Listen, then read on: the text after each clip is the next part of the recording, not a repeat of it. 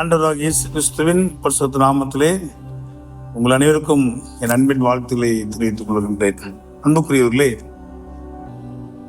ஒவ்வொரு வருடமும் நாம் திருச்சபையாக, குடும்பமாக, தனிநபராக லெந்து காலங்களை மிகுந்த பக்தி வினயத்தோடும்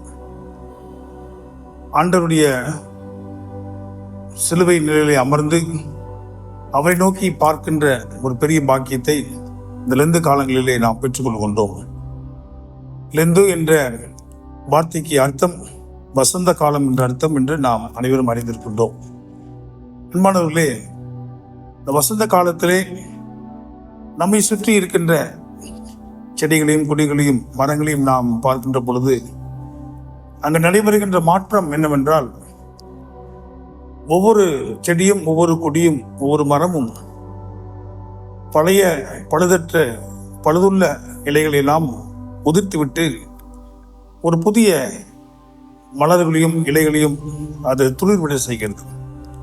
இன்றைக்கும் நம்முடைய வாழ்விலும் இந்த லெந்து காலங்களிலே கடவுள் நம்மிடத்தில் எதிர்பார்க்கிற காரியம், இந்த 40 நாளும் நம் கடவுளுடைய சமூகத்திலே அமர்ந்து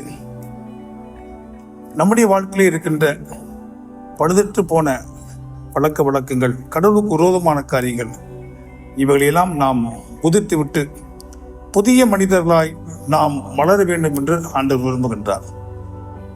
எனவே இந்த லெந்து காலங்களை சிலுவை நோக்கி பயணிக்கின்ற காலங்களாக இருக்கட்டும், சிலுவை நிழலிலே இந்த 40 நாளும் நாம் அமர்ந்து அந்த சிலுவை நாதனுடைய குரலை கேட்கவும், அவர் நமக்காக செய்த மாபெரும் தியாகத்தை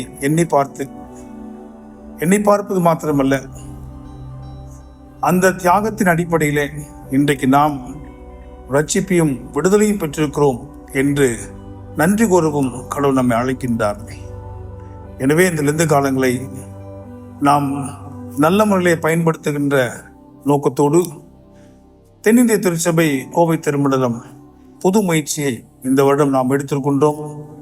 நம்முடைய கம்யூனிகேஷன் டிபார்ட்மெண்ட் தொடர்பியல் துறையின் மூலமாக 40 நாட்களும் ஒவ்வொரு நாளும் காலை 6:30 மணிக்கு சிலுவை நிலையிலே தியானம் என்ற தலைப்பின் கீழாக நம்முடைய திருமணத்தை சார்ந்த பெருமக்கள் உங்களுக்கு திருமண தியானங்களை நடத்த இருக்கின்றார்கள். திருச்சபையின் மக்கள் அனைவரும் இந்த திருமண தியானத்திலே இணைந்து ஆண்டவருடைய ஆசீர்வாதத்தை பெற்றுக் கொள்ளவுமாய் அன்போடு கூட அழைக்கின்றேன். சிலுவை நம்முடைய வாழ்வின் மேன்மையாய் இருக்கிறது. பவுலடிகளார் அதை மிக அழகாய் சொல்வதை போல, நான் மேன்மை பாராட்ட வேண்டும் என்றால் இயேசு கிறிஸ்துவின் சிலுவை குறித்தே அல்லாமல் வேறு எதை குறித்தும் நான் மேன்மை பாராட்ட மாட்டேன். அந்த மேன்மையான சிலுவையை நாம் அருகே நின்று பார்ப்போம். சிலுவிலே நமக்காக மரித்து போன ஆண்டவரை இன்றைக்கு நாம் அதிகமாக தியானிப்போம். அவர் பெற்று தந்த ரட்சிப்பை இந்த வருடமும் நாம் புதுப்பித்துக் கொள்ள கடவுள் நம்மை அழைக்கின்றார். உங்கள் அனைவரையும் ஆண்டவர் தாமே ஆசீர்வதிப்பாராக. இந்த புதிய முயற்சி உங்கள் அனைவருக்கும் மிகுந்த ஆசீர்வாதமாக இருக்கும் என்பதில் எந்த சந்தேகம் இல்லை.